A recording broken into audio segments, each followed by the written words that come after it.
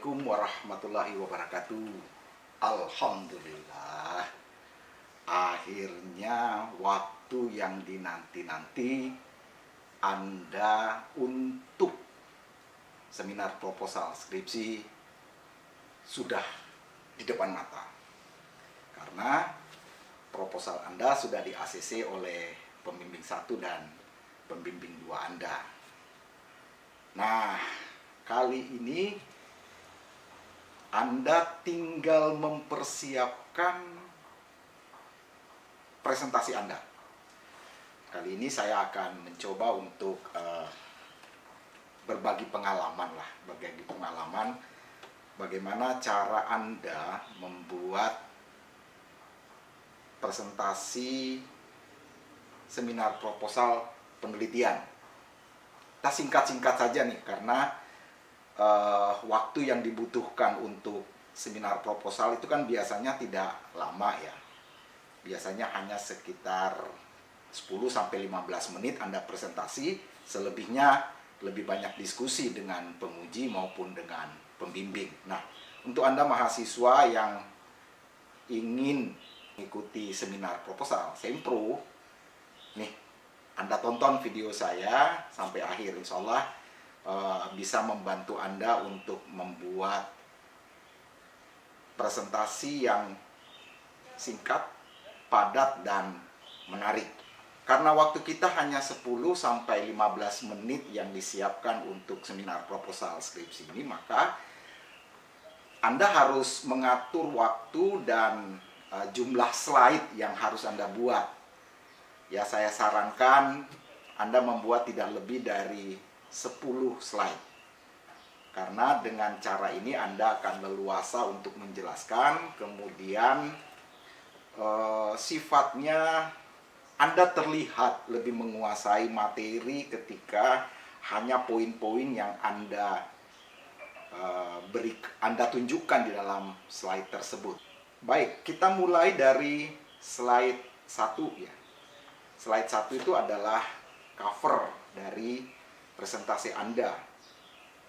Untuk slide 1 ini, tulis saja pertama adalah judul dari penelitian Anda. Jadi rencana judulnya itu silakan ditulis apa gitu. Misalkan sesuai dengan proposal penelitian Anda.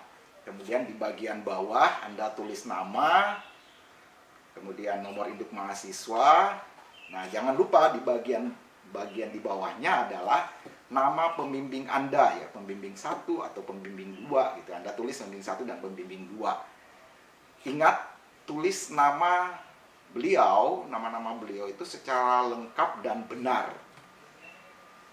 Karena jangan sampai hanya gara-gara nama beliau nanti kurang enak gitu ya, pada saat kita seminar proposal. Kemudian di bagian bawahnya adalah nama program studi, kemudian fakultas dan universitas. Biasanya di bawahnya lagi ada tahun Anda melakukan seminar proposal. Pada slide 2 tertulis latar belakang. Nah, biasanya di latar belakang ini lebih berisi substansi tentang mengapa Anda melakukan penelitian ini. Jadi biasanya di latar belakang Anda menjelaskan. Memang agak berat sih membuat latar belakang sebagaimana pada saat Anda membuat deskripsi ya, deskripsi yang lengkap. Apalagi ini Anda menjelaskan dalam waktu yang sangat singkat sekali. Jadi memang benar-benar poin-poin yang Anda kemukakan. Biasanya Anda tulis saja di situ fenomena-fenomena apa yang ada berkaitan dengan penelitian Anda. Jadi cukup satu paragraf dengan menunjukkan apa yang menarik dari fenomena yang Anda lihat ini. Jadi dengan cara itu, dengan cara singkat semacam itu akan tidak membuang-buang waktu Anda menjelaskan tentang bagaimana latar belakang ini. Jadi singkat ya. Utarakan juga beberapa data-data pendukung berkaitan dengan penelitian ini. data pendukung itu boleh Anda ngambil dari jurnal atau Anda ambil dari sebuah buku ya. Tapi yang poin-poin penting saja, karena ini akan kita lengkapnya kan ada di proposal penelitian Anda, dan itu pun sudah dibaca oleh dosen Anda. Jadi tidak perlu Anda menuliskan secara lengkap dan semua keseluruhan itu. Dan yang terakhir di dalam latar belakang itu, hubungkan hal yang sangat menarik ya, hal yang sangat menarik dari penelitian yang hendak Anda lakukan. Itulah slide kedua yang isinya tentang latar belakang. Slide ketiga itu berisi tujuan penelitian. Mengapa saya hanya menyampaikan tujuan penelitian? Karena sebenarnya dari ketika Anda menyampaikan tujuan penelitian yang ingin Anda sampaikan itu, sudah termaktub secara tidak langsung adalah bagaimana Anda menanyakan atau permasalahan dari penelitian itu dan manfaat dari penelitian. Jadi tujuan itu penting Anda sampaikan secara real. Sebenarnya apa tujuan penting penelitian yang Anda lakukan dalam bentuk skripsi ini tadi? Jadi dosen penguji ataupun dosen pembimbing saat sidang proposal itu paham betul, oh kita ingin melakukan ini dengan tujuan ini. Jadi yang kita sampaikan secara jelas. Nah itu untuk slide yang ketiga.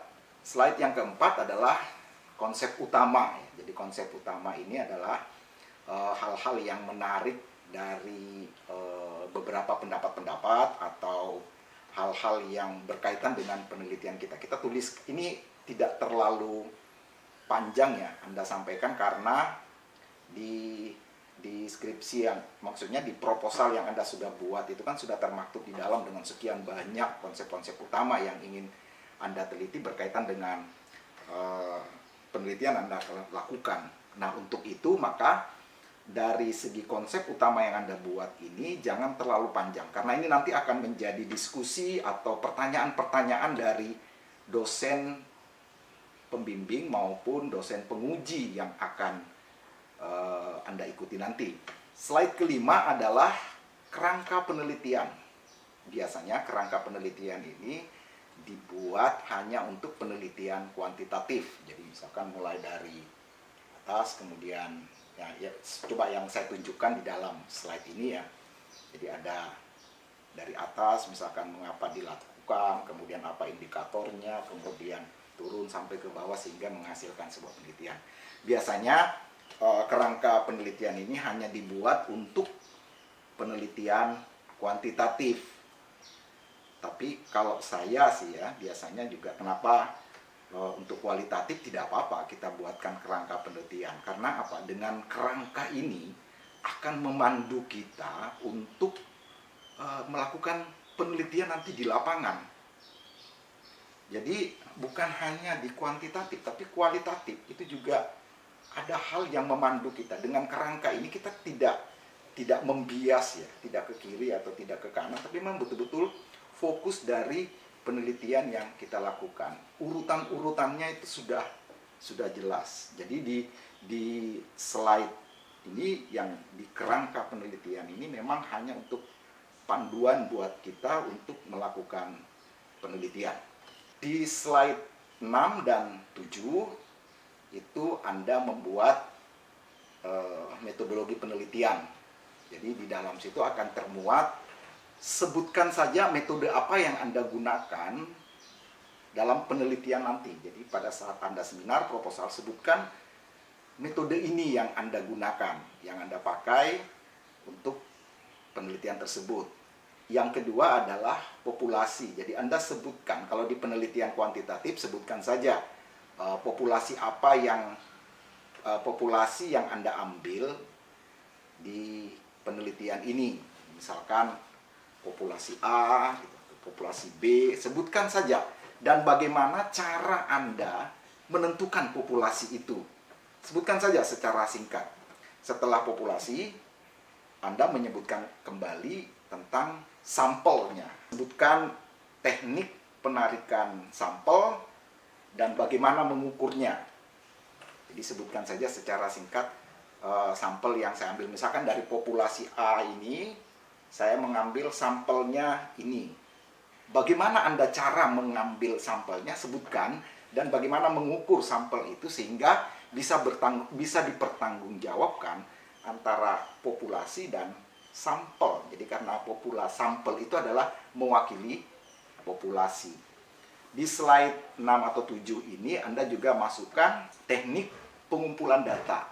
Jadi sebutkan saja bagaimana teknik Anda mengumpulkan data. Jadi bagaimana caranya, jadi caranya mengumpulkan data. Misalkan di penelitian kualitatif Anda menggunakan teknik observasi atau teknik wawancara.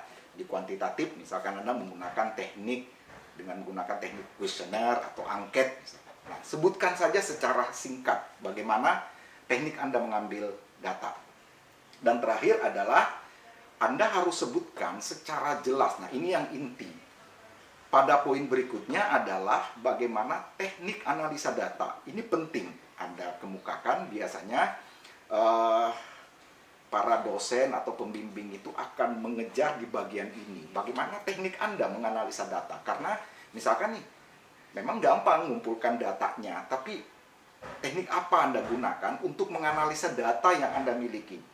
Secara kuantitatif tentu ada cara-cara tertentu, demikian juga halnya dengan cara kualitatif. Makanya sebutkan secara singkat dan pemaparan secara agak rinci ya untuk teknik analisa data ini. Pada slide 8 ini tentatif nih sebenarnya, tapi lebih bagus lagi kalau Anda kemukakan karena ini adalah seminar proposal, maka yang Anda perlu ungkapkan adalah instrumen penelitian atau pedomannya ya. Jadi ketika Anda turun ke lapangan, bagaimana cara Anda mengambil data, menemui responden atau menemui orang-orang yang akan mendukung penelitian Anda atau data-data yang Anda kumpulkan. Nah, pedoman ini penting dalam seminar proposal karena jangan sampai cara Anda menentukan sampelnya atau bagaimana Anda cara wawancara atau cara menyebarkan kuesioner yang salah. Jadi instrumen penelitian atau pedoman, panduan dalam Anda melakukan penelitian nanti di lapangan itu sangat bermanfaat. Jadi pada slide ke-8 Anda bisa memaparkan ini, ya nggak apa-apa, dalam secara singkat saja Anda sampaikan hal ini. Di slide 9 ini Anda hanya menuliskan tentang rentang waktu, jadi time schedule ya. Jadi Anda misalkan minggu pertama, minggu kedua apa yang dilakukan, minggu ketiga apa, sampai pada akhir penelitian. Hal ini sebagai pertanggungjawaban ketika Anda seminar proposal. Anda mulai dari mana? Gitu. Mengumpulkan data, kemudian mengolah data, membuat laporan, sampai pada rencana untuk seminar hasil penelitian. Slide 10 adalah terima kasih. Jadi ucapan aja, tulis aja gitu, terima kasih, tidak usah banyak embel-embel. Ingat pada saat Anda presentasi terakhir, selalulah meminta saran, kemudian jangan terkesan arogan, terkesan sombong begitu, seolah Anda sangat merencanakan ini dengan sangat baik gitu. Bagaimanapun Anda seorang mahasiswa. Jadi seorang mahasiswa tetap harus tawadu, harus hormat kepada dosennya, seberapa hebat pun Anda, karena pada saat ini Anda sedang diuji untuk seminar proposal penelitian yang tentu Anda akan bertemu lagi dengan dosen, dengan penguji ini pada saat seminar hasil skripsi. Demikian 10 slide yang bisa saya sampaikan untuk seminar proposal. Buat kamu, semoga sukses ya dalam seminar proposalnya. Saya doakan lancar, saya doakan Anda dapat menguasai materi-materi yang Anda buat. Tapi ingat, rencanakan betul-betul ini seminar proposal Anda. Jangan sistem SKS, sistem kebut semalam. Jadi persiapkan betul-betul sehingga ketika Anda tampil di seminar proposal, Anda terlihat oleh dosen penguji itu sangat siap dan tidak ragu-ragu untuk mengungkapkan apa yang rencana Anda lakukan penelitian. Terima kasih, itu yang bisa saya sampaikan, semoga bermanfaat. Sekian, Assalamualaikum warahmatullahi wabarakatuh.